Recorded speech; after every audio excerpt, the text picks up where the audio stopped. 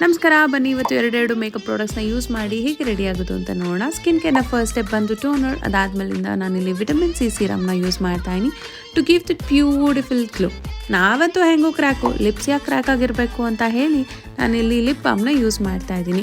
ಇನ್ನು ತರಕಾರಿ ತರಕ್ಕೆ ಹೆಂಗೋ ಕ್ಯಾರಿ ಬ್ಯಾಗ್ ಇದ್ದೇ ಇರುತ್ತೆ, ಕಣ್ ಕೆಳಗೆ ಕ್ಯಾರಿ ಬ್ಯಾಗ್ ಯಾಕೆ ಬೇಕು ಅಂತ ಹೇಳಿ ಅಂಡರ್ ಐ ಕ್ರೀಮ್ನ ನಾನಿಲ್ಲಿ ಅಪ್ಲೈ ಮಾಡ್ಕೊತಾ ಇದ್ದೀನಿ. ಇನ್ನು ಬಾಡಿ ಜೊತೆಗೆ ಫೇಸ್ ಕೂಡ ಹೈಡ್ರೇಟಿಂಗ್ ಆಗಿರಬೇಕು ಅಂತ ಹೇಳಿ ಆಲ್ ಓವರ್ ದ ಫೇಸ್ ಮಾಯಿಶ್ಚರೈಸರ್ನ ಅಪ್ಲೈ ಮಾಡ್ತಾ ಇದ್ದೀನಿ. ಸ್ಕಿನ್ ಕೇರಲ್ಲಿ ಏನು ಮಿಸ್ ಮಾಡ್ತಿರೋ ಬಿಡ್ತಿರೋ, ಇದನ್ನ ಮಾತ್ರ ಮಿಸ್ ಮಾಡಬಾರ್ದು ಅಂತ ಹೇಳಿ 2 ಲೇಯರ್ಸ್ ಆಫ್ ಸನ್ಸ್ಕ್ರೀನ್ನ ನಾನಿಲ್ಲಿ ಯೂಸ್ ಮಾಡ್ತಾ ಇದ್ದೀನಿ.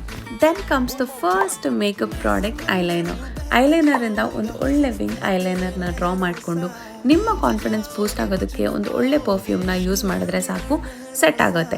ಇನ್ನು ಲಾಸ್ಟ್ ಆ್ಯಂಡ್ ಫೈನಲ್ ಪ್ರಾಡಕ್ಟ್ ಬಂದು ಲಿಪ್ಸ್ಟಿಕ್. ನೀವು ನಕ್ಕಿದ್ರೆ ಚೆನ್ನಾಗಿರ್ತೀರ ಅಂತ ಸಾಕಷ್ಟು ಜನ ಕಾಂಪ್ಲಿಮೆಂಟ್ ಕೊಟ್ಟಿರ್ತಾರೆ. ಅದಕ್ಕೊಂದು ಚೂರು ಆ್ಯಡ್ ಮಾಡೋದಕ್ಕೋಸ್ಕರ ನಿಮಗೆ ಸೂಟ್ ಆಗುವಂಥ ಲಿಪ್ ಶೇಡ್ನ ಆ್ಯಡ್ ಮಾಡಿಕೊಂಡು ಸಖತ್ತಾಗಿ ಒಂದು ಪೋಸ್ ಕೊಟ್ಟರೆ ಆಯಿತು.